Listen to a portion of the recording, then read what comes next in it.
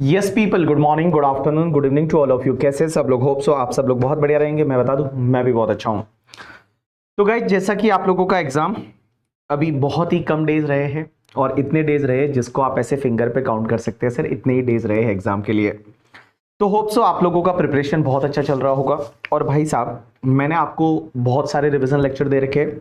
तो आपको पता है कि आपके लिए जो पूरा एक फोल्डर बना रखा है, एक प्लेलिस्ट बना रखी है जो डेडिकेटेड टू आपके एग्जाम के लिए है, दैट इज सितंबर 2026 के लिए, या फिर जनवरी 2027 में एग्जाम दे रहे हो तो आप लोगों के लिए है।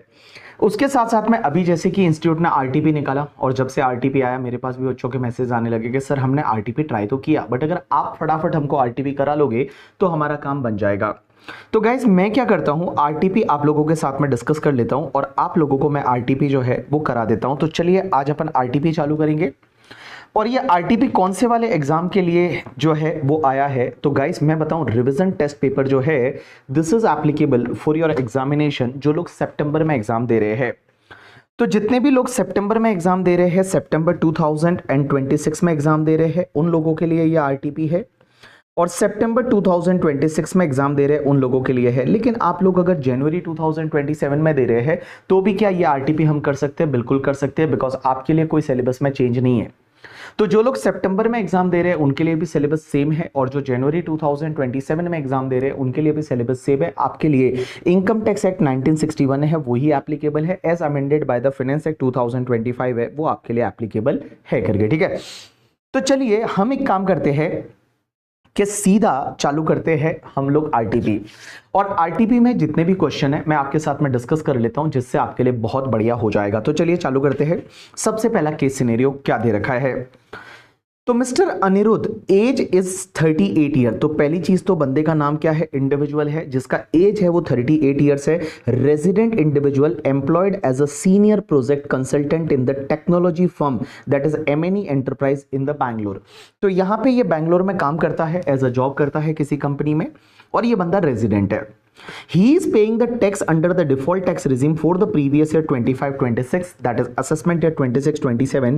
और यहां पे ये क्लियर हो जाता है कि डिफॉल्ट टैक्स रिजीम में जा रहा है। तो डिफॉल्ट टैक्स रिजीम का मतलब होता है आपके एग्जाम के लिए 115 बीएससी। तो 115 बीएससी ले रहा है तो आपका स्लैब रेट है वो न्यू वाला रहेगा। और न्यू वाले स्लैब रेट में जैसा कि आपको पता है 4 लाख तक कोई टैक्स नहीं लगता।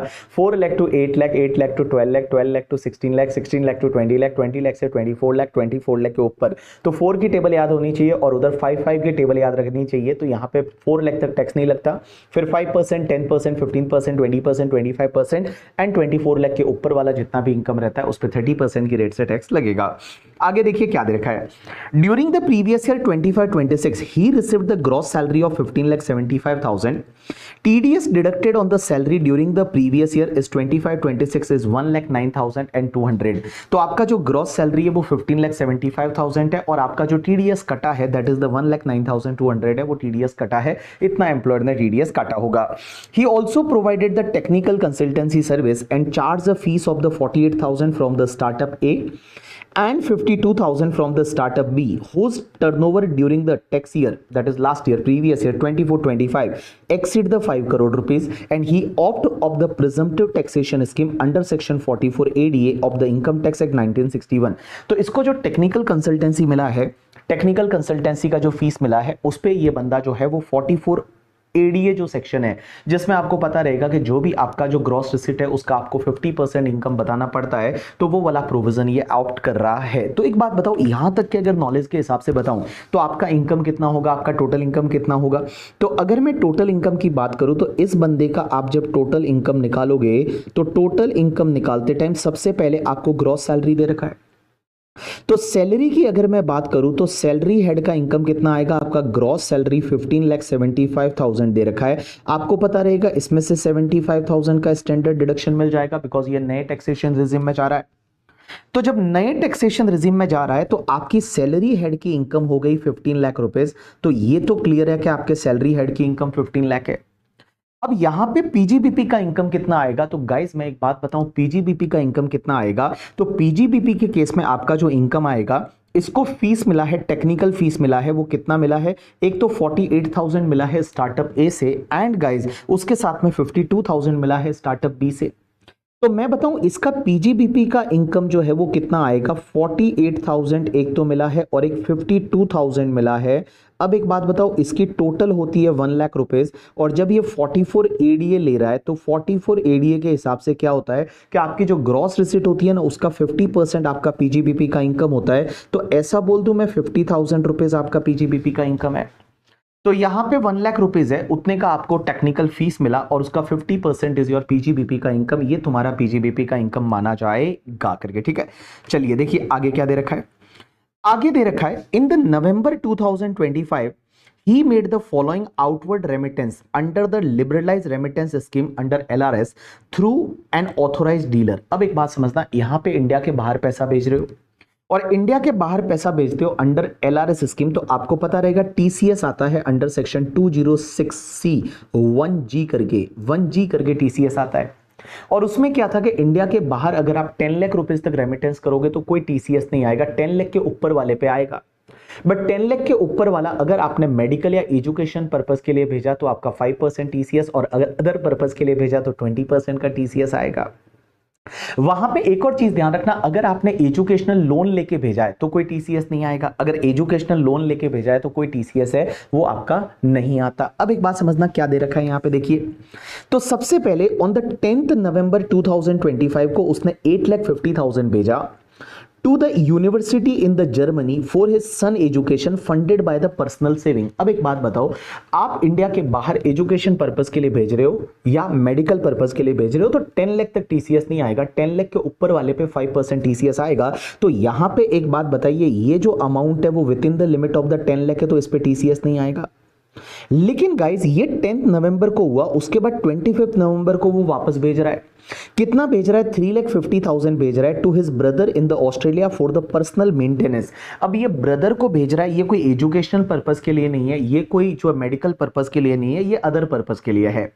लेकिन गाइस एक बात बताओ, जो पहले भेजा था क्या वो 10 लाख की लिमिट में आएगा? राइट आंसर इज यस आएगा।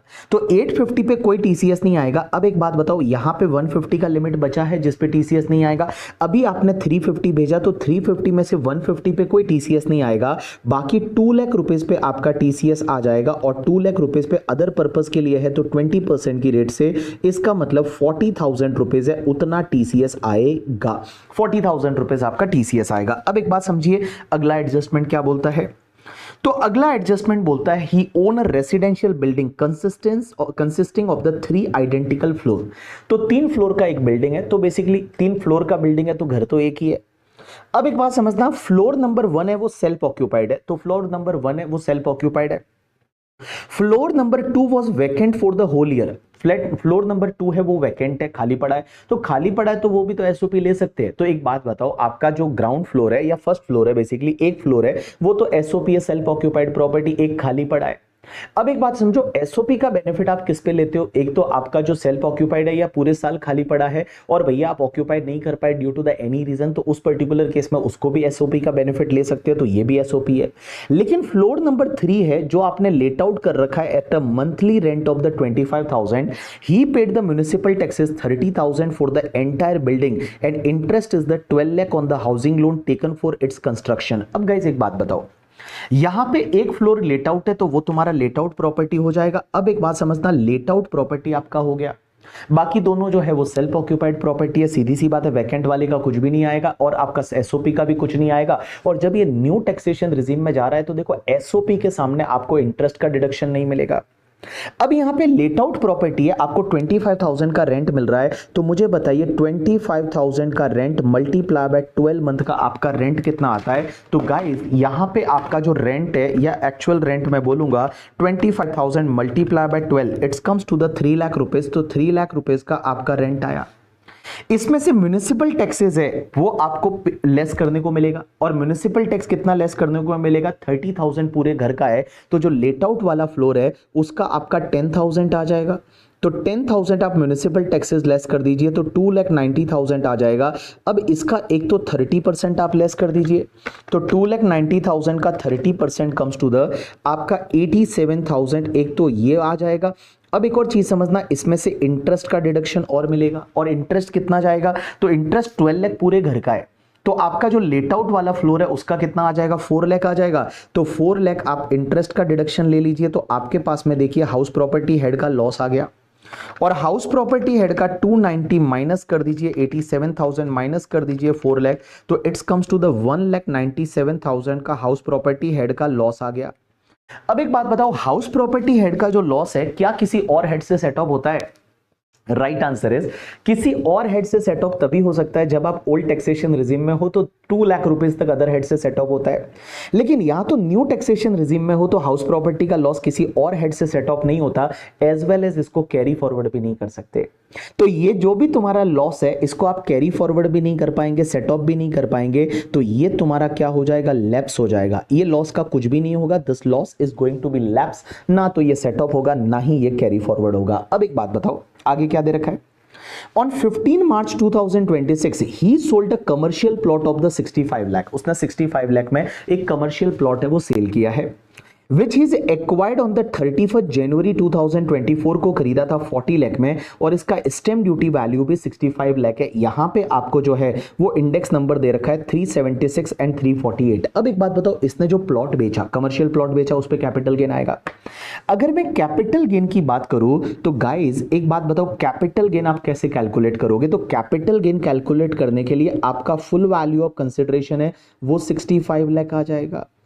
अब एक बात बताओ, इसका कॉस्ट ऑफ एक्विजिशन है वो 40 लाख रुपीस है, यहां स्टैम्प ड्यूटी वैल्यू भी 65 लाख की है, तो आपका फुल वैल्यू ऑफ कंसिडरेशन और स्टैम्प ड्यूटी वैल्यू, जब वो 10% से ज्यादा का टॉलरेंस बैंड वाला 50C सेक्शन लगेगा ही नहीं, क्योंकि दोनों ही सेम है। आपने सेल भी 65 में किया, स्टैम्प ड्यूटी वैल्यू भी 65 लाख है, तो कोई दिक्कत नहीं। यहां पे आपको 25 लाख रुपीस का क्या हो जाएगा, लॉन्ग टर्म कैपिटल गेन हो जाएगा।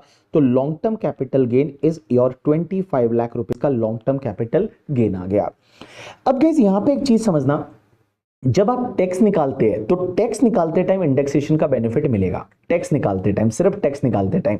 अगर मैं बात करूं आप कैपिटल गेन पे टैक्स कैसे निकालते हैं, तो जस्ट मैं यहां पे आपको शो कर रहा हूं कि आप टैक्स कैसे निकालेंगे।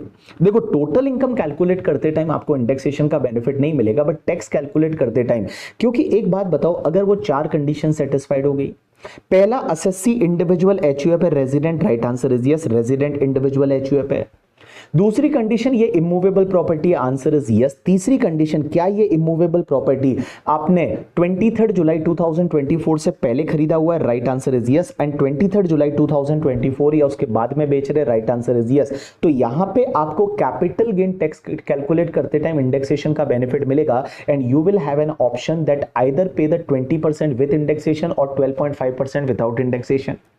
तो एक बात बताओ, अगर मान लो आप जब टैक्स कैलकुलेट करेंगे तो टैक्स कैलकुलेट करते टाइम आपका जब टैक्स कैलकुलेशन होगा तो यहां पे या तो 25 लाख रुपीस का जो लॉन्ग टर्म कैपिटल गेन आया, सीधा इस पे 12.5% टैक्स ले लो। तो आप एक बात बताओ, 25 lakh multiply by 12.5%, it's comes to the 3,12,500, या फिर इंडेक्स के साथ लेके और उस पे 20% लो। अब अगर आप इंडेक्स के साथ कैपिटल गेन कैलकुलेट करेंगे तो फुल वैल्यू ऑफ कंसिडरेशन तो वही 65 लाख आ जाएगा। अब एक बात बताओ, माइनस आपका इंडेक्स कॉस्ट ऑफ एक्विजिशन कितना आएगा, तो जो 40 लाख रुपीस है मल्टीप्लाई बाय आपका 376 मल्टीप्लाई बाय 376 डिवाइड बाय 348, और लॉन्ग टर्म में 2 साल से ज्यादा का पीरियड ऑफ होल्डिंग है। तो देखो आप एक काम करो, 40 लाख मल्टीप्लाई बाय 376 डिवाइड कर दीजिए 348, so it's comes to the आपका 43,21,839, इतना आप लेस कर दीजिए तो आपके पास में long term capital gain with indexation कितना आएगा, दैट्स कम्स टू द 21,78,161 है, वो आ जाएगा। तो अगर आप इस पे टैक्स निकालेंगे 21,78,161 मल्टीप्लाई बाय 20% कर दीजिए, तो इसका अगर आप 20% करेंगे तो वो आता है 4,35,632। तो ज्यादा बेनिफिशियल क्या है, ऑब्वियसली आपका विदाउट इंडेक्सेशन, आपका 12.5% इज मोर बेनिफिशियल। तो विदाउट इंडेक्सेशन जब बात करेंगे तो आपका 3,12,500 आ जाएगा, इतना आपको टैक्स है वो कैपिटल गेन पे आएगा। ठीक है, डन। अब एक बात समझना, आपसे पूछा क्या है, based on the fact of the case scenario given above, choose the most appropriate answer in respect of the MCQ number 1 से लेके 5 तक जो MCQ है उसमें आपको बेस्ट पॉसिबल आंसर आपको देना है। सबसे पहला क्वेश्चन क्या है, कंप्यूट द इनकम और loss under the head income from house property of mister Aniruddh for the assessment year 26-27 in case of the loss determine the amount eligible to the set off against any other head of the income. पहली चीज तो आपको ये बताना है कि house property का loss या प्रॉफिट कितना आएगा, एंड अगर वो है तो दूसरे हेड से कितना सेट ऑफ कर सकते हैं, एंड भाई उसको क्या कैरी फॉरवर्ड कर सकते हैं या नहीं। तो मैंने आपको बताया था यहाँ पे देखिए हाउस प्रॉपर्टी हेड का आपका लॉस आएगा 1,97,000, जिसको ना तो आप किसी और हेड से सेट ऑफ कर सकते हैं और ना ही आप इसको कैरी फॉरवर्ड कर सकते हैं। तो आई थिंक इसका जो आंसर रहेगा that is the answer is loss from house property of 197। Such loss can neither be set off against other head of income, can not be carry forward. So D is the correct answer. इसका जो D रहेगा that is the correct answer. दूसरा MCQ है, the authorised bank is required to collect the TCS from the Aniruddh for his foreign remittance under the liberalised remittance scheme. तो LRS में जो आप पैसा भेजोगे उसमें टीसीएस कितने पे आएगा, तो मैं बोलूं सिर्फ आपका 2 लाख पे टीसीएस आएगा, 20% की रेट से 40,000 आपका टीसीएस आएगा। So here A is the correct answer, आपका 40,000 टीसीएस आ गया। उसके बाद compute the amount of capital gain arising from the transfer of commercial plot in hands of the Anirudh, also determine the tax thereon ignoring the surcharge and cess। तो पहले तो आपको ये बताना है कैपिटल गेन कितना आएगा। तो कैपिटल गेन की अगर मैं बात करूंगा तो कैपिटल गेन तो आपका 25 लाख आएगा और उस पर टैक्स कितना आएगा 3,12,500। जो आपका लोअर वाला रहेगा वो ले लेंगे तो 3,12,500। तो 25 लाख का आपका कैपिटल गेन आएगा। 25 lakh is a capital gain and 3,12,500 is the correct answer. So I think A is the correct answer. A आपका जो है वो करेक्ट आंसर है यहाँ पे। उसके बाद आपसे पूछा है compute the gross total income of the Aniruddh for the previous year 25-26 में आपका ग्रॉस टोटल इनकम कितना होगा।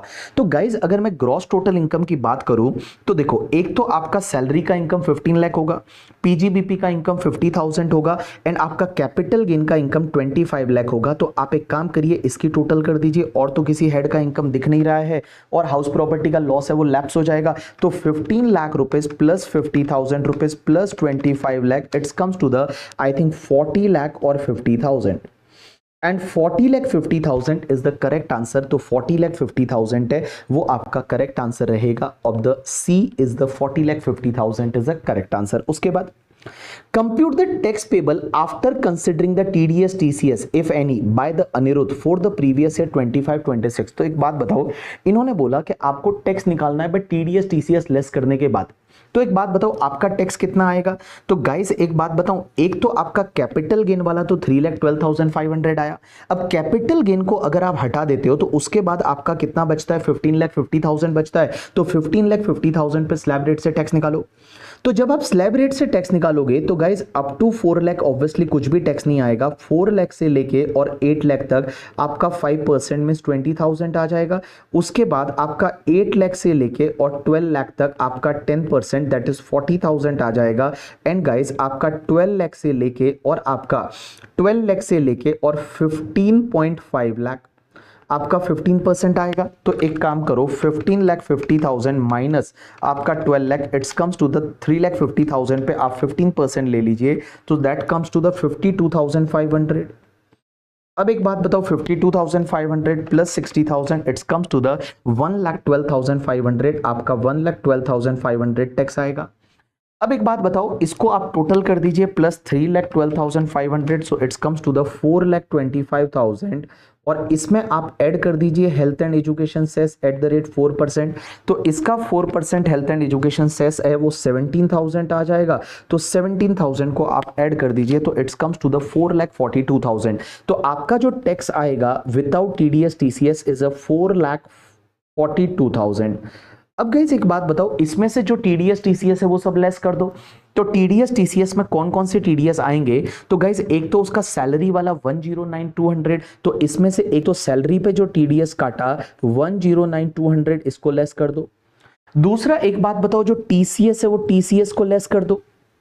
टीसीएस कौन सा, तो टीसीएस उसका 40,000 रुपए जो एलआरएस वाला था वो लेस कर दो। उसके बाद एक और चीज समझना, इसने प्रॉपर्टी सेल की है, तो प्रॉपर्टी सेल की है वो 50 लाख की है, 50 लाख नहीं 65 लाख की, तो 65 लाख की प्रॉपर्टी है। एंड गाइस वहां पे स्टैंप ड्यूटी वैल्यू भी 65 लाख है, तो 50 लाख और मोर है, तो बायर ने टीडीएस काटा होगा अंडर सेक्शन 194 आईए, और 1% की रेट से टीडीएस काटा होगा, तो उसका टीडीएस प्रॉपर्टी पे भी कटा होगा। तो प्रॉपर्टी पे जो आपका टीडीएस है, वो प्रॉपर्टी पे टीडीएस है, वो आपका कितना कटा होगा, 65 लाख का 1%। तो 65 लाख का 1% कम्स टू द 65,000, ये भी आपका टीडीएस कटा होगा। अब एक और चीज समझना, इस टीडीएस के बाद आपका एक और टीडीएस है, कौन सा पता है, कि जब आपको पहली लाइन में यहां पे दे रखा था कि आप टेक्निकल सर्विस प्रोवाइड कर रहे हैं, तो गाइज एक बात बताइए, जब आप also provide technical consultancy service, आप जो है वो कंसल्टेंसी सर्विस दे रहे हैं, तो इसमें कंसल्टेंसी सर्विस दे रहे हैं, आपके प्रोफेशनल सर्विस में जाएगा। तो guys consultancy service is a professional service, और प्रोफेशनल सर्विस के केस में यहां पे भी आपका टीडीएस कटा होगा, कौन सी सेक्शन में, कौन सी सेक्शन में कटा होगा, that is under section 194J में, और 194J में टीडीएस कटा होगा। और एक बात बताओ, वहां पे लिमिट क्या है, तो वहां पे लिमिट 50,000 का है, तो एक बात बताओ 48,000 पे तो नहीं कटा होगा, बट आपका 52,000 पे पक्का टीडीएस कटा होगा। तो यहां पे आपका टीडीएस है वो 52,000 पे कटा होगा 10% की रेट से, तो 5,200 आ जाएगा, तो 5,200 और आपका टीडीएस है वो अंडर सेक्शन 194J में कटा होगा। तो अब आप एक बात बताइए, आपका कितना जो है वो बचेगा, तो 442 minus 109,200 minus 40,000 minus 65,000 and minus 5,200, so I think it comes to the 222 and 600, इतना आपका नेट टैक्स पेबल आएगा after claiming the credit of the TDS TCS. तो 222,600 है, वो 222,600 is the correct answer. Let's see it करके, ठीक है, answer देखते हैं एक बार सही है या नहीं है करके, ठीक है। सो 222,600, 40,50,000, 3 ये वाला सही है, ये वाला सही है, और ये वाला सही है। तो DAACD, DAACD, तो पहले का आंसर जो था आपका दैट इज द डी, दूसरे का आंसर AACD करके, ठीक है, that is the correct answer. चलिए, so this is the MCQ और केस सिनेरियो। अब अपन चालू करेंगे कुछ डिस्क्रिप्टिव, और मैं आपको डिस्क्रिप्टिव के बारे में थोड़ा बताऊंगा। उसके बाद में गाइस नेक्स्ट क्वेश्चन पे चलते हैं। नेक्स्ट क्वेश्चन नंबर 6, देखिए क्या दे रखा है, Vikram is a foreign citizen, ये सिटीजन फॉरेन का है but person of Indian origin, तो इंडियन ओरिजिन पर्सन है, person of Indian origin, reside in country Z and he operates in the international management consultancy firm during the previous year 25-26 he traveled to India for an official cum personal visit, तो वो India आ रहा है करके, ठीक है। तो ये बंदा पर्सन ऑफ इंडियन ओरिजिन है बट फॉरेन सिटीजन है, बट इंडियन ओरिजिन है, पर्सन ऑफ इंडियन ओरिजिन है, मतलब उसके पेरेंट्स या ग्रैंड पेरेंट्स में से किसी का जन्म अनडिवाइडेड इंडिया में हुआ था। His consecutive period of stay in India during the current and preceding financial year are as follows। देखो करंट ईयर में वो कितना रहा, तो करंट ईयर में वो 132 डेज रहा है। अब गाइस एक बात समझना, करंट ईयर में वो 132 डेज रहा, और पिछले जो है वो 4 साल में कितना रहा, तो अगर टोटल करोगे तो 110 प्लस आपका 95 प्लस आपका 85 प्लस आपका 85, इट्स कम्स टू द 375 है, 375 है। अब एक बात बताओ सर, एक बात बताओ, ये इंडिया में विजिट के लिए आता है, नॉर्मली तो क्या होता है पता है तुमको, कि अगर कोई पर्सन ऑफ इंडियन ओरिजिन है या इंडियन सिटीजन है जो इंडिया के बाहर है बट इंडिया में विजिट के लिए आता है, उनके लिए वो सेकंड बेसिक कंडीशन देखते ही नहीं। फर्स्ट बेसिक कंडीशन तो सेटिस्फाइड नहीं हो रही, 182 डेज वाली तो सेटिस्फाइड हो नहीं रही है, तो बट सेकंड बेसिक कंडीशन देखते ही नहीं। सेकंड बेसिक कंडीशन आपको पता रहेगा, हम 3 लोगों के केस में नहीं देखते। एक तो आपका Indian citizen leave India during the previous year for an employment outside India, और दूसरा as a Indian citizen as a crew member of the Indian ship, या फिर एक वो इंडियन सिटीजन और person of Indian origin comes in India for a visit, तो उसके लिए नहीं देखते। लेकिन एक चीज समझना, अगर मान लो इंडियन सिटीजन या पर्सन ऑफ इंडियन ओरिजिन है, वो इंडिया आता है और उसकी इंडियन इनकम जो है means other than foreign source का income, other than foreign source का इनकम मींस फॉरेन सोर्स की इनकम को छोड़ के जो इंडियन इनकम है, एज वेल एज द अगर कोई ऐसी इनकम है फॉरेन की जो बिजनेस कंट्रोल फ्रॉम इंडिया है या प्रोफेशन वो सेटअप इन इंडिया, अगर वो 15 लाख से ज्यादा है, अगर वो 15 लाख से ज्यादा है, तो उसके लिए सेकंड बेसिक कंडीशन देखेंगे। और भाई साहब जो आपका 60 डेज है ना, उसकी जगह अपन 120 डेज देखेंगे। तो अब एक बात बताओ, यहां पे तो 132 डेज हो रहा है और पिछले जो 4 साल में वो 365 डेज या उससे ज्यादा हो रहा है। अब आपको देखो, अगर यहां पे उसका इंडियन सोर्स से income means other than foreign source का इनकम वो 15 लाख से ज्यादा है, तो ये सीधा resident but not ordinarily resident बन जाएगा। Resident but not ordinarily resident बन जाएगा। तो देखो पहले इसकी इनकम है कितनी, तो देखो प्रोफेशनल फीस यहां पे ही compiled the following detail regarding the global and domestic income. उसकी कौन कौन सी है? Professional fees of 175 received from the Indian entity for the specialised corporate training session conducted physically in the Bangalore and amount was credit directly in the country Z. But भैया आपने service provide कहां की है? इंडिया में की है, तो ये तो इंडियन इनकम है ना। तो 1,75,000 है, this is the Indian income. तो भाई साहब ये इनकम तो ऐसे भी टैक्सेबल होती है। अब एक बात बताओ, income of 8,50,000 derived from his management consulting setup located in country Z, लेकिन this profession was originally setup and registered in India. एक बात बताओ, it is a foreign profession was setup in India, या अपन बोलते हैं foreign business control from India. तो भाई साहब एक बात बताओ, 15 लाख का लिमिट देखते टाइम आपको यह भी कंसिडर करना पड़ेगा। तो 8,50,000 कंसिडर करेंगे अपन, 15 लाख का लिमिट देखते टाइम वो 15 लाख का लिमिट क्रॉस हुआ या नहीं वो देखना है। अब एक बात समझना, gross annual rent received amounting to 3,50,000 from a residential house property owned by him in the New Delhi. The municipal taxes 20,000 on this property were borne and paid directly by the tenant। अब एक बात बताओ, tenant ने municipal tax पे किया वो allow नहीं होता, ओनर पे करता है वही अलाउ होता है। और यहां पे 3,50,000 रेंट है, माइनस कर दीजिए सीधा 30% स्टैंडर्ड डिडक्शन, तो आपका 2,45,000 इंडियन हाउस प्रॉपर्टी से इनकम हो जाएगा करके 2,45,000। उसके बाद interest earn on the fixed deposit with the state bank of India is 2,20,000। तो एफडी का इंटरेस्ट है वो आपकी इंडिया की बैंक के साथ 2,20,000, ये भी इंडियन इनकम है। अब एक बात समझना, income of 4 lakh earn and received from the commercial building situated in country Z. तो ये तो फॉरेन इनकम है, ये अदर देन फॉरेन इनकम है वो कंसिडर करेंगे 15 लाख का लिमिट देखते time. And guys net income of 5 lakh from the agriculture operation on the land situated in the Sri Lanka. तो ये भी आपका फॉरेन सोर्स का इनकम है। तो अब देखो आपका इंडियन सोर्स का इनकम कितना है। तो अगर आप इंडियन सोर्स का इनकम देखते हैं यहां पे, तो आपका 1,75,000 प्लस आपका 8,50,000 प्लस आपका 2,45,000 प्लस आपका 2,20,000, इट्स कम्स टू द 14,90,000। तो गाइज एक बात बताऊं, ये आपका 15 लाख से ज्यादा नहीं है। तो 15 लाख से ज्यादा नहीं है तो आपको सेकंड बेसिक कंडीशन देखनी ही नहीं है। और जब सेकंड बेसिक कंडीशन देखनी ही नहीं है तो आपका रेसिडेंशियल स्टेटस क्या हो जाएगा, जो आपसे पूछा है कि इसका रेसिडेंशियल स्टेटस आपको निकालना है, तो ये तुम्हारा नॉन रेजिडेंट हो जाएगा। फर्स्ट कंडीशन सेटिस्फाइड नहीं हो रही है और सेकंड कंडीशन देखने की जरूरत नहीं। सेकंड कंडीशन में देखो पर्सन ऑफ इंडियन ओरिजिन है, तो सेकंड कंडीशन आपका तभी देखते जब उसका जो इनकम है अदर देन फॉरेन सोर्स का इनकम वो 15 लाख से ज्यादा है, बट 15 लाख से ज्यादा नहीं है, तो ये आपको नहीं देखना। तो ये नॉन रेजिडेंट बन गया। अब नॉन रेजिडेंट बन गया तो दूसरा क्वेश्चन ये पूछता है कि उसके लिए कौन कौन सी इनकम टैक्सेबल होगी। तो गाइज एक बात बताओ, नॉन रेजिडेंट के लिए सिर्फ आपकी इंडियन इनकम टैक्सेबल होती है। तो एक तो ये 1,75,000 है, ये टैक्सेबल हो जाएगा, ये टैक्सेबल हो जाएगा नॉन रेजिडेंट के लिए। लेकिन ये 850 टैक्सेबल नहीं होगा क्योंकि ये तो फॉरेन बिजनेस है ना, foreign profession, it was setup in India. But एक बात बताओ, ये तो फॉरेन इनकम है क्योंकि वहीं पे आप कमा रहे हो, वहीं पे आपको रिसीव्ड हो रहा है, तो it is not Indian income. देखो ये इनकम टैक्सेबल होती, एक देखो रेजिडेंट एंड ऑर्डिनरीली रेजिडेंट होता तो सब इनकम टैक्सेबल हो जाती। बट अगर आप resident but not ordinarily resident होते तो भी ये इनकम टैक्सेबल हो जाती। बट गाइस ये तो नॉन रेजिडेंट है तो ये टैक्सेबल नहीं होगा।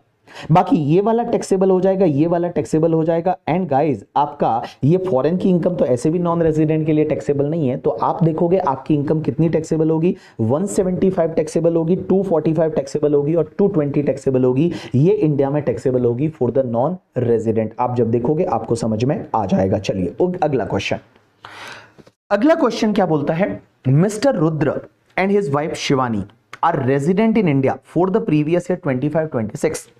Rudra has explicitly choose to file the tax return under the default taxation regime 115 BAC ले रहा है।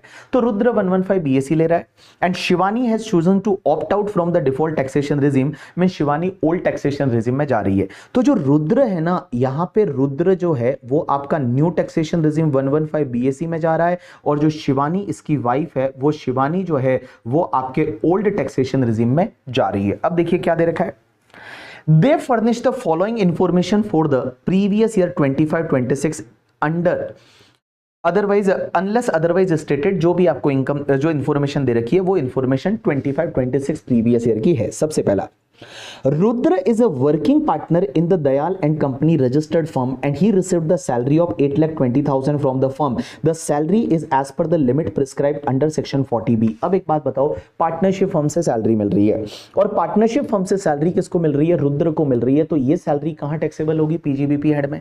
तो जब भी पार्टनरशिप फर्म से कोई भी सैलरी वगैरह मिलता है it is taxable under the head PGBP. और भाई साहब इतना अलाउ हुआ है तो इतना इसके हाथ में टैक्सेबल हो जाएगा। तो रुद्र के हाथ में 8,20,000 है, ये पीजीबीपी का इनकम आ जाएगा। उसके बाद the detail of the other income और loss of the Rudra is as follows. उसकी अदर डिटेल दे रखी है। Brought forward loss of the 1,96,000 from the house in Delhi let out for the previous year 24-25। For this year he opt out of the default taxation regime. अब एक बात बताओ, उसका पुराना कोई लॉस है और जो पुराना जो लॉस है, इसका जो पुराना लॉस है वो हाउस प्रॉपर्टी हेड का लॉस है। और वो कितना लॉस है? 1,96,000 का, जो कि हाउस प्रॉपर्टी हेड का लॉस है। और उस ईयर में उसने ऑप्ट आउट किया था, मतलब ओल्ड टैक्सेशन रिजीम में था। तो ओल्ड टैक्सेशन रिजीम में अगर आप रहते हो तो हाउस प्रॉपर्टी हेड का लॉस है वो अगले सालों में कैरी फॉरवर्ड भी कर सकते हो। न्यू टैक्सेशन रिजीम में तो हाउस प्रॉपर्टी का लॉस आप किसी अगले साल में कैरी फॉरवर्ड नहीं कर सकते, बट ओल्ड टैक्सेशन रिजीम में आप कैरी फॉरवर्ड कर सकते हो। तो गाइस ये ओल्ड टैक्सेशन रिजीम में था तो ये कैरी फॉरवर्ड हुआ होगा। Answer is yes. तो ये कैरी फॉरवर्ड होके इस साल आया है लॉस। करंट ईयर का हाउस प्रॉपर्टी हेड का लॉस है वो 120 है। तो करंट ईयर का 120 है। अब एक बात बताओ, ये करंट ईयर का लॉस है तो हाउस प्रॉपर्टी हेड का लॉस हाउस प्रॉपर्टी से सेट ऑफ हो सकता है, किसी और हेड से सेट ऑफ नहीं हो सकता। और ये कैरी फॉरवर्ड नहीं कर पाएगा क्योंकि न्यू टैक्सेशन रिजीम में है। उसके बाद cash gift of 1,35,000 received from the grandfather younger sister. Grandfather की यंगर सिस्टर ये रिलेटिव नहीं होती भाई, ग्रैंडफादर रिलेटिव होते हैं, उनके ब्रदर सिस्टर थोड़ी कवर्ड होते हैं। तो ये आपके लिए टैक्सेबल हो जाएगा। उसके बाद dividend of 60,000 on the listed equity share of the domestic company, तो ये भी टैक्सेबल हो जाएगा। कहां पे? Income from other sources. तो जो गिफ्ट है वो 56(2)(10) में टैक्सेबल होगा और डिविडेंड जो है वो भी आपके अदर सोर्सेज में टैक्सेबल हो जाएगा। और यहां पे हाउस प्रॉपर्टी हेड के कुछ लॉसेस दे रखे हैं तो देखेंगे हाउस प्रॉपर्टी हेड का कुछ इनकम है या नहीं। अगर वो इनकम है तो उसके सामने ये सेट ऑफ होगा। अब देखिए आगे, देखिए क्या दे रखा है। Mrs. Shivani incurred the loss from the boutique business of the 2,10,000. She carried this business with the fund gifted by the Suraj to her. पहली चीज तो ये सूरज यहां नहीं आना चाहिए। सूरज जो है वो सूरज हुआ मध्यम करके, सूरज को काटो और सूरज की जगह इसके हस्बैंड का नाम है रुद्र, ये रुद्र आना चाहिए करके, ठीक है। तो यहाँ रुद्र लिखना चाहिए था बट इंस्टीट्यूट जो है वो क्वेश्चन बनाते टाइम सूरज छाप दिया। तो अभी मैंने भी मेल किया है, दे विल चेंज इट करके, बट यहाँ पे जो है वो आपका आना चाहिए रुद्र करके, रुद्र आना चाहिए था करके, ठीक है। अब एक बात समझना, इसकी वाइफ ने एक बिजनेस किया और उस बिजनेस में लॉस हुआ और वो जो लॉस है वो बिजनेस का लॉस है और ये जो बिजनेस किया है ये रुद्र ने पैसा दिया था उससे किया है। तो एक बात बताऊं, ये लॉस है वो क्लब हो जाएगा, लॉस रुद्र के हाथ में क्लब हो जाएगा। तो गाइस एक बात बताऊं, जब आप पीजीबीपी की इनकम ले रहे हो तो पीजीबीपी की इनकम में जो मैं आपको बता रहा हूं यहां पे जो पीजीबीपी का इनकम है वो पीजीबीपी का इनकम आपका कितना है, जैसे 8,20,000, तो जो वाइफ का जो लॉस है 2,10,000 का वो रुद्र सेट ऑफ कर लेगा। राइट आंसर इज यस, वो रुद्र सेट ऑफ कर लेगा। तो रुद्र सेट ऑफ कर लेगा। उसके बाद देखो ग्रैंडफादर की सिस्टर से जो मिला था गिफ्ट वो अदर सोर्सेज में टैक्सेबल है। डिविडेंड का इनकम है वो भी तुम्हारे अदर सोर्सेज में टैक्सेबल हो जाएगा। जो डिविडेंड का इनकम है वो भी तुम्हारे अदर सोर्सेज में टैक्सेबल हो जाएगा। यू गॉट माय पॉइंट और नॉट? यस। अब एक और चीज समझना, अब एक और चीज समझना,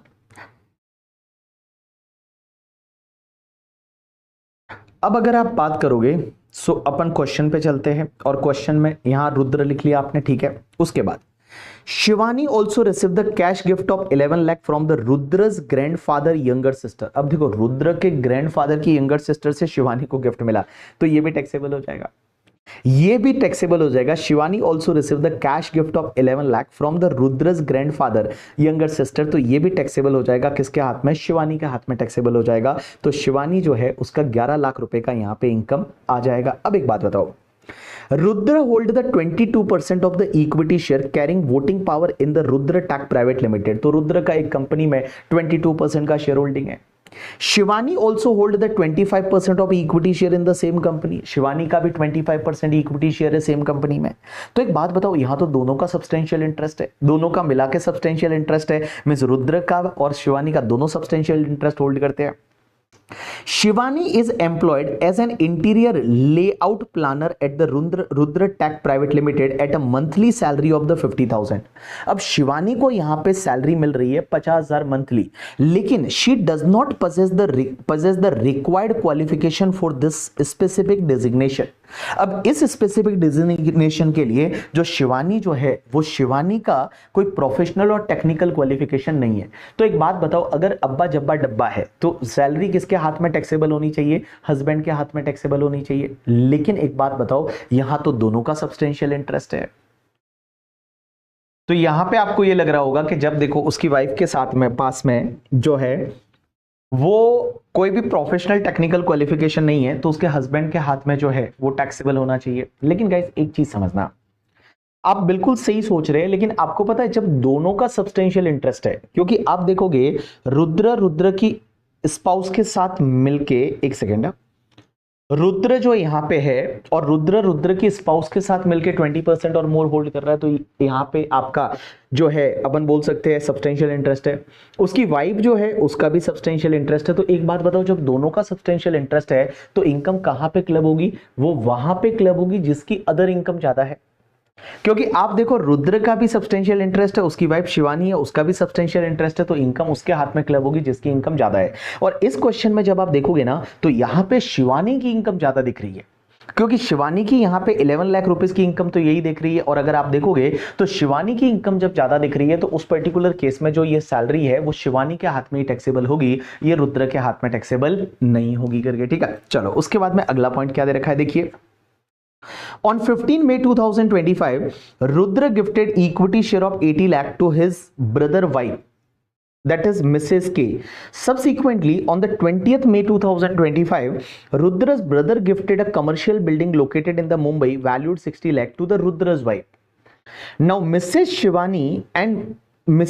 Shivani immediately let out the commercial building from 1st June 2025 till the gross rent of 2 lakh up to 31st March 2026. A guys एक बात बताओ, यहां पे होता क्या है कि यहां पे जो है ये क्रॉस गिफ्ट वाला है। क्रॉस गिफ्ट में मैंने क्या बोला था कि आप अगर अपने भाई की वाइफ को गिफ्ट करते हो, आपका भाई जो है वो आपकी वाइफ को गिफ्ट करता है, तो उसमें क्रॉस गिफ्ट में जो मैचिंग अमाउंट है वो मैचिंग अमाउंट पे आपको जो भी इनकम होगा that is going to be club. और यहां पे रुद्र के हाथ में क्लबिंग हो जाएगा।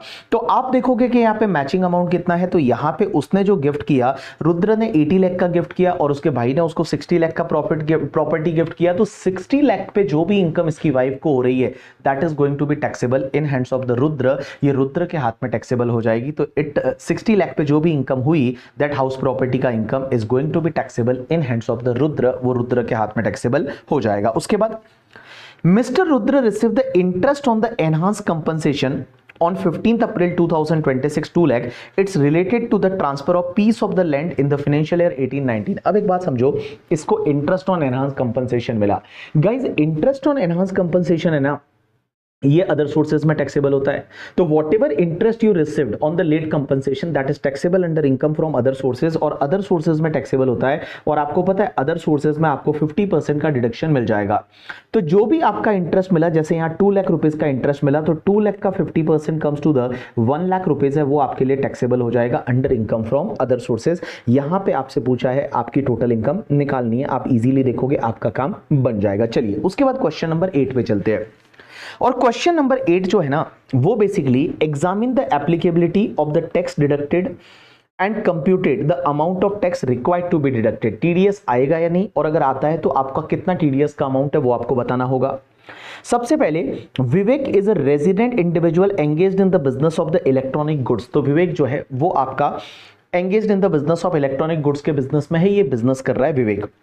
had a turnover of 18 crore of the last year का turnover 18 करोड़ है। During the previous year 25-26 he purchased the goods from the genuine trader, a resident seller, the ordinary course of business, और उसने ये purchase किया है।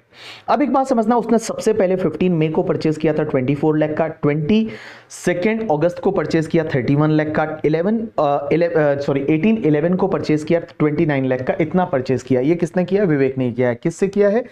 Zenith trader से, उससे उन्होंने परचेज किया है। The seller account was credited on the respective date only and entire amount of 84 lakh was made on the 15 March 2026। Turnover Zenith का जो 15 करोड़ है। अब एक बात बताओ, आपको पता रहेगा जब आप गुड्स को परचेज करते हैं तो बायर टीडीएस काटता है अगर 50 लाख से ज्यादा का परचेज है तो 50 लाख से ज्यादा का परचेज है तो in excess of the 50 lakh आपको पता है 0.1% की रेट से आपको टीडीएस काटना पड़ता है अंडर सेक्शन 194 क्यू।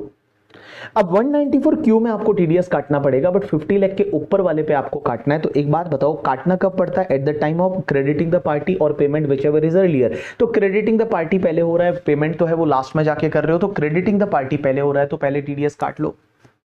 अब एक चीज समझना, सबसे पहले आपका 15 मई को, तो 15 मई को अगर आप देखते हैं तो 15 मई को 24 लाख, इस पे कोई टीडीएस नहीं आएगा।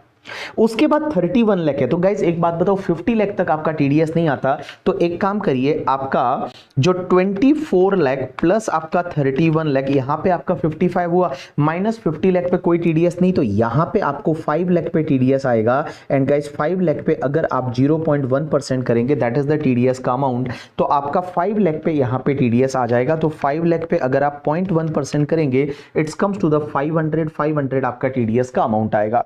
और 29 लाख पे ऑब्वियसली 0.1% की रेट से टीडीएस आएगा, तो 2900 है, इतने का टीडीएस है वो विवेक को काटना पड़ेगा। दूसरा, एबीसी टेक्नोलॉजी लिमिटेड है, वो 42,000 का सिटिंग फीस दिया one of its director Kavita on the 10 जनवरी 2026। अब एक बात बताओ, डायरेक्टर को अगर आप सैलरी देते हो तो 192 में टीडीएस कटेगा, बट यहां पे डायरेक्टर का सैलरी नहीं है, डायरेक्टर का फीस है।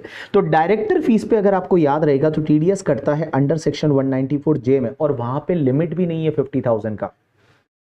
प्रोफेशनल फीस पे, टेक्निकल फीस पे एंड आपका नॉन कंपीट फीस है, उसके लिए लिमिट होती है, रॉयल्टी के लिए लिमिट है, लेकिन आपके डायरेक्टर फीस के लिए लिमिट ही नहीं है। तो 194J में आपको पूरे पे टीडीएस कट जाएगा। तो गाइस यहां पे आपका 42,000 है, इस 42,000 पे 10% की रेट से टीडीएस काटना पड़ेगा, तो 4,200 है वो टीडीएस का अमाउंट आ जाएगा। उसके बाद government of Rajasthan paid the 4,80,000 का compensation to Raghav on the compensation on compulsory acquisition of urban land. अब गाइस एक बात बताओ, जब भी आपकी प्रॉपर्टी कंपल्सरी एक्वायर्ड होती है तो 194 एल में टीडीएस काटते हैं 10% की रेट से, लेकिन ध्यान रखना टीडीएस तभी काटना पड़ता है जब आपका कंपनसेशन है ना वो 5 लाख रुपीज से ज्यादा है, मींस 5 लाख तक है तो टीडीएस नहीं काटना। यहाँ पे कंपनसेशन आपका 480 है, तो ऑब्वियसली आपको टीडीएस काटने की जरूरत नहीं है, there is no need to deduct the TDS करके, ठीक है। So this is the question number आपका 8। नाउ क्वेश्चन नंबर 9 की बात करूं तो मिस्टर समर अ 60 इयर्स ओल्ड रेजिडेंट, तो पहली चीज तो ये 62 इयर्स का है, इसका मतलब ये सीनियर सिटीजन है। Operate a small retail shop for the previous year 25-26 summer furnish the following information. Summers choose to file the return under the default tax regime under section 115 BSE and for the previous year 25-26 his computed total income is 3,80,000। तो यहां पे summer का total income है वो 3,80,000 है। And guys ये जो है वो डिफॉल्ट टैक्सेशन रिजीम नए रिजीम में जा रहा है। अब एक बात समझना, during the year his electricity consumption का बिल है वो 95,000 है। Additionally various bank deducted an aggregate tax at the source, उसका टीडीएस बैंक ने काटा है वो 28,000 रुपीज है on the fixed deposit interest earning and his gross receipt from the retail shop is the 28 lakh. उसका जो रिटेल शॉप से gross receipt है वो आपका 28 लाख है। अब आपसे पूछा क्या है, तो मैं पहले सीधा डिटरमाइन पे जाता हूं, whether Samar is compulsorily required to file his return of income और नॉट। अब एक बात बताओ, रिटर्न किसको फाइल करना पड़ता है? अगर आप रिवीजन लेक्चर देखोगे तो वहां आपको समझ में आता है रिटर्न किसको फाइल करना पड़ता है। एक तो अगर मान लो आपका एक तो रिटर्न फाइल करना पड़ेगा अगर आपकी कंपनी पार्टनरशिप फर्म को मैंडेटरी है। अदर एसएससी को तभी फाइल करना है जब आपकी net taxable income, basically gross total income, gross total income का मतलब डिडक्शन लेने से पहले और वो 54 सीरीज की एग्जाम्पशन लेने से पहले वाला इनकम अगर बेसिक एग्जाम्पशन से ज्यादा है तो रिटर्न फाइल करना है। तो पहली चीज तो यहां बेसिक एग्जाम्पशन से ज्यादा नहीं है, क्योंकि basic exemption new taxation regime में आपको पता है 4 लाख रुपीज रहेगी, तो आपकी टोटल इनकम बेसिक एग्जाम्पशन से ज्यादा नहीं है। तो जब बेसिक एग्जाम्पशन से ज्यादा नहीं है तो बाबू यहां पे आपको इसके हिसाब से तो रिटर्न फाइल नहीं करना।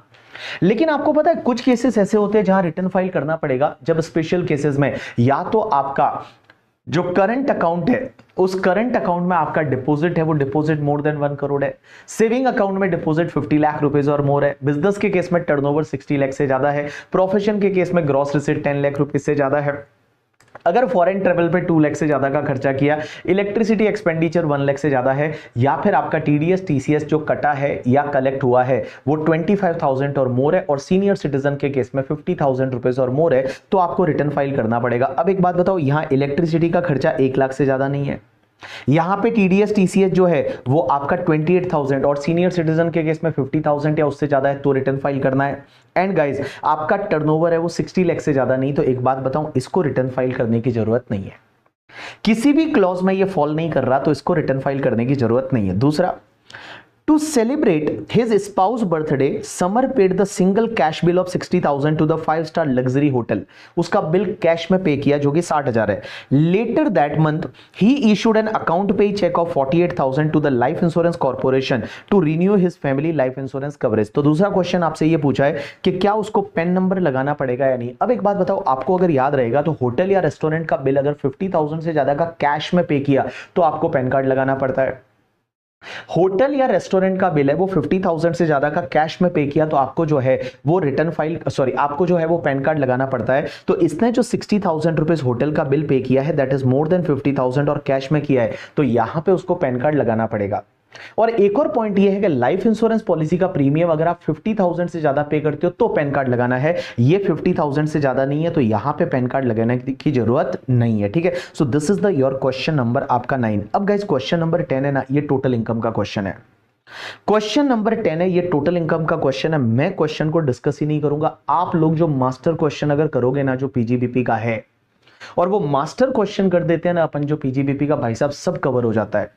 और मास्टर क्वेश्चन आपको डाल रखा है, आप एक बार काम करो, यहां पे जो देखोगे तो इस चैनल पे आपको जो प्लेलिस्ट दे रखी है उसमें जो आपके एग्जाम के लिए प्लेलिस्ट है उसमें पता है टोटल इनकम के 3 क्वेश्चन दे रखे हैं, मैंने बड़े बड़े सॉल्व करके बताए पूरे भाई कि टोटल इनकम का क्वेश्चन कैसे सॉल्व करना। और एक और बात बता दूं, सीए इंटरमीडिएट पास करना है तो टैक्स में पास होना पड़ेगा, और टैक्स में पास होना है तो डीटी में मार्क्स लाने पड़ेंगे। सिर्फ आप सोचोगे मैं जीएसटी के बेसिस पे चला जाऊंगा और वो 15 मार्क का टोटल इनकम का क्वेश्चन छोड़ दूंगा और मैं पास हो जाऊंगा, नहीं हो सकते आप। उसके लिए आपको डीटी में मार्क्स लाने पड़ेंगे। डीटी में जो 50 मार्क का पेपर है इसमें से मिनिमम आपको 35 मार्क्स सोचो यहीं पे स्कोर करने हैं। एमसीक्यू में 15 में से 15 स्कोर करने का ट्राई करो, और डिस्क्रिप्टिव में जो है वो कम से कम 20 मार्क तो आपको स्कोर करना ही है, जिससे कि आप 35 मार्क्स यहां से लाओ। आप 35 यहां से लाओ, फिर आप जीएसटी से में लाओ, और 35 लाने के लिए मैं बताऊं सबसे पहला जो 15 मार्क का क्वेश्चन है ना टोटल इनकम वाला, वो आपको आना चाहिए, वो आपसे बनना चाहिए। और ये कैसे बनेगा उसके लिए मैंने 3 लेक्चर डाले, 3 लेक्चर मैंने सॉल्व कर करके बताया कैसे करना है, direct method, indirect method, add कैसे करना है, डिसअलाउड, पूरे रेगुलर के लेक्चर डाल रखे हैं यूट्यूब पे। अगर आप देखोगे तो 3 लेक्चर आपको प्लेलिस्ट में मिल जाएंगे, वहां पे सब चीजें दे रखी है, जस्ट डू इट। एंड अगर आप करते हो तो चीजें हो जाती है। एक बात समझना, रिजल्ट 8% रहा है, but I hope so, I feel so कि अब रिजल्ट अच्छा रहना चाहिए इंटरमीडिएट का भी। और मैं बताऊं मार्केट में ऐसी भी न्यूज आ रही है कि बहुत सारी सीए फर्म भी इंस्टीट्यूट को बोल रही है कि थोड़ा रिजल्ट अच्छा रखो, जिससे कि उनको आर्टिकल मिल पाए, नहीं तो आर्टिकल ही नहीं मिल रहे। आज आप देखोगे जो सीए फर्म है उनको आर्टिकल नहीं मिल रहे, और ये मैं इंटरनल इंफॉर्मेशन बता रहा हूं कि भाई साहब रिजल्ट अच्छा रहेगा, बस थोड़ा पुश कर लो अपने आप को, थोड़ा पुश कर लो, थोड़े एफर्ट मार लो, थोड़ा अच्छा सा पुश कर लो, हो जाएगी चीजें। और मैं बताऊं टच वुड करके बिलीव रखो इस बार रिजल्ट अच्छा रहेगा। And guys just give your 100%। और आपके जो डेज है वो आप काउंट कर सकते हो फिंगर्स पे, इतने ही डेज बचे हैं। बट आज से अगर ये ठान लो कि ये जो डेज है इसको मैं बेस्ट यूटिलाइज करूंगा, अच्छे से पढ़ूंगा करके, ठीक है, तो भी आप पास हो सकते हो। देखो सोशल मीडिया और बाकी सब चीजें, बहुत सारी चीजें चल रही है, कहीं पे आप देखोगे तो कुछ प्रोटेस्ट हो रहा है, ये हो रहा है, वो हो रहा है करके, ठीक है। लेकिन गाइस मैं बताऊं अभी आपके लिए ज्यादा जरूरी क्या है, पढ़ाई। और मैं हमेशा बोलता हूं फॉलो योर प्रोसेस। देखो लाइफ में हर चीज करनी है, उसका टाइम आएगा, लेकिन अभी आपका टाइम क्या है, पढ़ने का, तो सिर्फ आप पढ़ाई करो। मैंने यहां 9 क्वेश्चन कराए, ये लास्ट क्वेश्चन है 10वां, ये मैं आपको नहीं करा रहा, ये मैं आपको नहीं करा रहा क्योंकि मुझे लगता है मेरे को इसमें कराने से कोई फायदा नहीं है। आप लोग भी पढ़ोगे आराम से हो जाएगा, बड़ा सिंपल है। एक क्रेडिटर को रॉ मटेरियल का कैश में 35,000 का पेमेंट किया, डिसअलाउड करो ना, क्योंकि कैश में 10,000 से ज्यादा है। उसके बाद कॉर्पोरेट बॉन्ड का आपको इंटरेस्ट मिला, अदर सोर्सेज में जाएगा, वहां ले जाओ। Contribution 1,50,000 made to the approved institution for social science research, तो सोशल एंड स्टैटिस्टिकल रिसर्च के लिए आपको 100% डिडक्शन मिलता है, ओल्ड टैक्सेशन रेजिम में नहीं मिलता। तो आप एक बात बताऊं, ये सब पॉइंट्स मैं डिस्कस कर चुका हूं कहीं ना कहीं पे, और आप करोगे तो आपका काम बन जाएगा। So guys this is all about your RTP का लेक्चर। होप सो आपको ये लेक्चर फ्रूटफुल लगा हो, आपके लिए अच्छा लगा हो, और मैंने यहाँ पे अराउंड 45 to 50 मिनट मिनट्स के अंदर अंदर आपके 9 क्वेश्चन है जो मैंने आपके साथ में डिटेल में डिस्कस किए। अब आप इसके सॉल्यूशन देख लो तो आपका काम बन जाएगा। ठीक है guys, all the best for your examination. बस आप पढ़ते रहना, बिल्कुल भी मोटिवेशन मत जाने देना, खुशी से पढ़ना करके, अच्छे से पढ़ना, कॉन्फिडेंट रह के पढ़ना and always have a confident inside you and अपने आप से बोलो कि यस ऑल इज वेल, हम कर लेंगे करके। ठीक है, मेहनत करेंगे, बाकी सब चीज़ों को छोड़ देंगे, सिर्फ एंड सिर्फ पढ़ाई पे ध्यान देंगे, चीज़ें बन जाएगी। ठीक है, चलो thanks a lot people, that's enough for today from my side.